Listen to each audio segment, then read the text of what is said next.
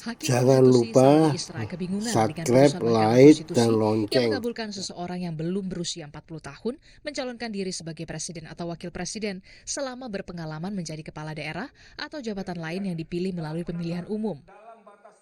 Saya bingung dan benar-benar bingung untuk menentukan harus dari mana memulai pendapat berbeda ini.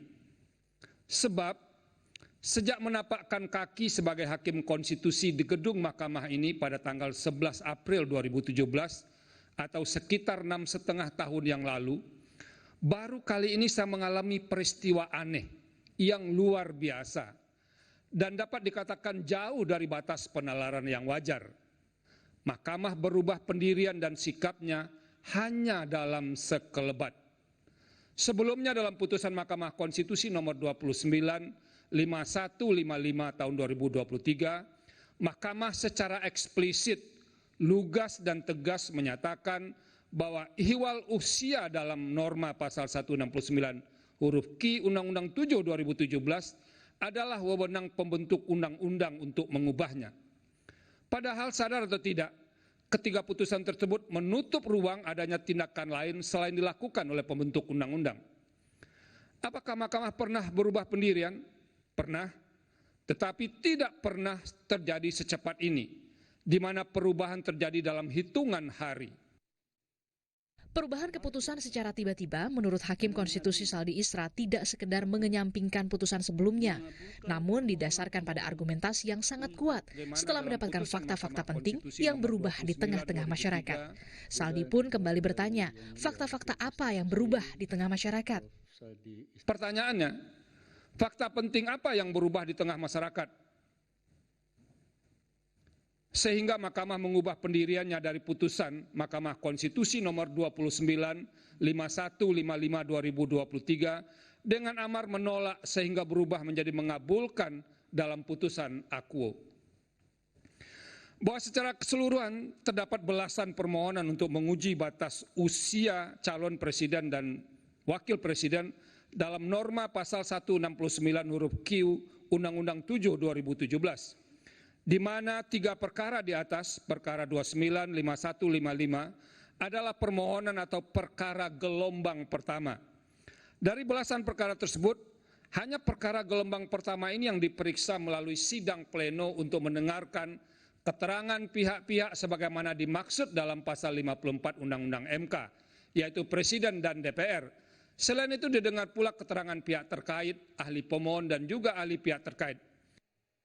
Yang juga membuat Saldi Isra kemudian bingung adalah dalam rapat permusyawaratan hakim untuk memutus perkara gelombang pertama pada tanggal 19 September 2023, Ketua MK Anwar Usman tidak ikut memutus perkara. Saat itu 8 hakim yang memutus perkara menyatakan menolak. Namun dalam perkara gelombang kedua, Ketua MK Anwar Usman hadir dan ikut memutus perkara. Posisi para hakim yang semula menolak menjadi mengabulkan sebagian permohonan.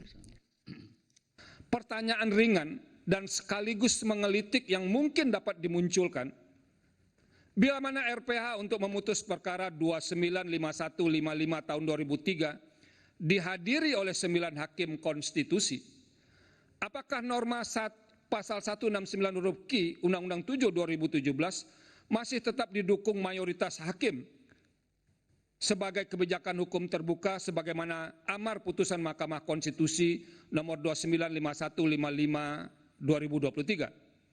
Sebaliknya, jika RPH memutus perkara nomor 90 tahun 2023 tetap sama dengan komposisi hakim dalam putusan nomor 295155 2023, yaitu tetap 8 hakim tanpa dihadiri Hakim Anwar Usman, apakah putusan Mahkamah untuk perkara 90 akan tetap sama atau sejalan dengan amar putusan Mahkamah Konstitusi nomor 295155 tahun 2023. Dalam hal ini, secara faktual, perubahan komposisi hakim yang memutus dari 8 orang dalam perkara nomor 29 5155 menjadi 9 orang dalam perkara 90 91 tidak hanya sekadar membelokkan pertimbangan dan amar putusan, tetapi membalikkan 180 derajat amar putusan dari menolak menjadi mengabulkan, meski ditambah dengan embel-embel sebagian sehingga menjadi